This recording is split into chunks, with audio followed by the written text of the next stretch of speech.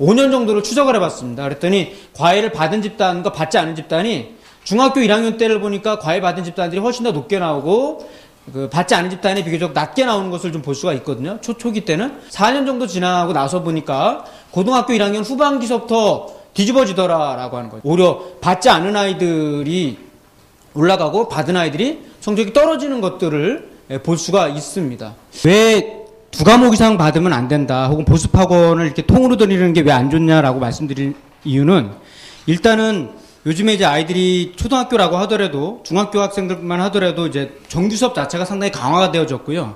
거기에다 방과후 수업 한두 시간을 받게 되면은 기본적으로 이제 상당히 체력적으로 이미 고갈되어 있는 상태거든요. 여기다가 이제 만약에 학원 강의 시간을 만약에 3시간 이상 더 받게 되어졌다라고 했을 때는 집에 왔을 때 아이들이 스스로 공부할 수 있는 시간이 일단 기본적으로 확보가 안 됩니다. 확보가 안 된다는 얘기는 뭐냐면 그날 배웠던, 학교에서 배웠던 그 내용들을 복습할 수 있는 가능성이 없어지게 된다는 얘기거든요. 학습을 했을 때 아이들이 기억에 많이 남느냐를 봤더니 강의는 5%밖에 기억에 안 남는다는 거죠. 근데 독서가 10, 시청각 교재 활용이 20, 실험 교수가 30, 토론이 50이에요. 75가 연습이고 90%가 학습의 즉각적 활용, 다른 사람을 가르치기입니다. 그러면 학원 강의라는 것들은 기본적으로 이 강의에 의존하는 경향이 되게 강하거든요.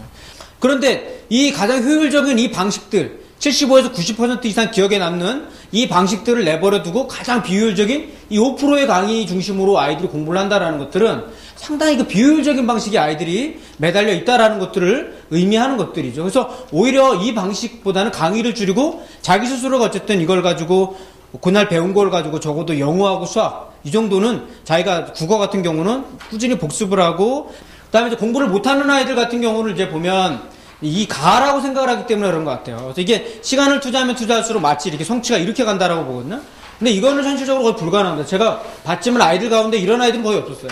아이들이 이제 상당 부분이 이거로 생각을 하니까 난 해도 안 된다라고 생각하면서 어느 순간 포기해버려요. 근데 그게 아니라 이 상태에 머물러 있는 부분이기 때문에 여기서 포기하지 말고 꾸준히 계속 투자를 하면서 하다 보면 어느 순간 도약을 분명히 할 때가 있는 거죠. 그 도약을 아이들이 경험을 할 때 정말 어떤 학습의 그 참 맛을 느끼는데, 이 도약을 경험하기 이전에 난 안 돼, 난 다른 애들보다 머리가 나쁜가 봐, 이런 식으로 포기한 아이들이 있습니다. 그럴 때마다 어머님들, 아버님들 이 그림 한번 보여주시면서, 학원의 경우에 이제 아무래도 공교육보다는 조금 더 개별지도 해주지 않겠느냐라고 좀 말씀하시는데, 그러나 학원도 일정 부분 그런 한계가 좀 있습니다. 왜냐하면 개별 지도를 해준다라고 하는 것들은 그만큼 학생들에게 품이 많이 들어가거든요. 그럼 돈이 많이 들어간다라고 하는 건데, 전반적으로 학원 자체가 영세한 부분들이 있기 때문에 학생들 한 명 한 명의 그 필요에 맞춰서 1대1로 대응으로 들어가는 것은 기본적으로 어떤 한계가 있죠. 그러다 보니까 기본적으로 중상 수준 이상의 어떤 레벨에 맞춰서 이것들이 좀 진행되는 그런 경향들이 있고요. 그래서 이게 이제 우리나라 피사가 2등이다 이러고 있지만 학습 시간량을 투입을 하면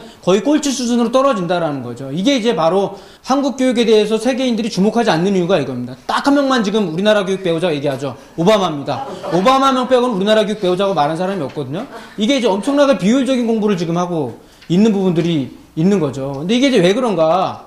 중학교 때만 해도 암기해서 계속 풀 수 있다. 간단한 문제들은. 그런데 고등학교 올라오면은 선행이 아니라 정말 복습을 통해서 개념에 대한 어떤 철저한 이해가 중요한데, 이 단계를 아이들이 경험하지 못한 상태에서 그냥 다 올라오다 보니까 2학년 정도 올라오면 다 포기한다, 이 얘기를 하고 있는 거거든요. 전과목 대비 보습학원은 피해야 된다. 이건 독이다. 이런 말씀드리고 싶고요. 정말 취약한 것 부분의 과목들을 한두 과목으로 한정을 하는데, 제가 봤을 때 인터넷 강의를 활용을 해도 좋을 것 같습니다. 치고 빠지는 거, 자기가 취약한 영역들이 어떤 것인가를 좀 보면서, 장기전입니다. 좀 초조해야 할 필요가 전혀 없지 않느냐. 그래서 결국 이제 독서를 통한 지구력이죠. 자기주도적인 학습 능력, 복습 능력, 이 3박자가 아니겠느냐. 그리고 여기에 이제 비전이라는 것들을 갖고 있어야 되겠다라는 거고요. 그 다음에 20개 안팎의 진로가 아니라 정말 10,000개 이상의 선택지를 바라보면서 간다면 우리가 그렇게 초조해할 필요가 전혀 없다라는 말씀을 드리고 싶습니다.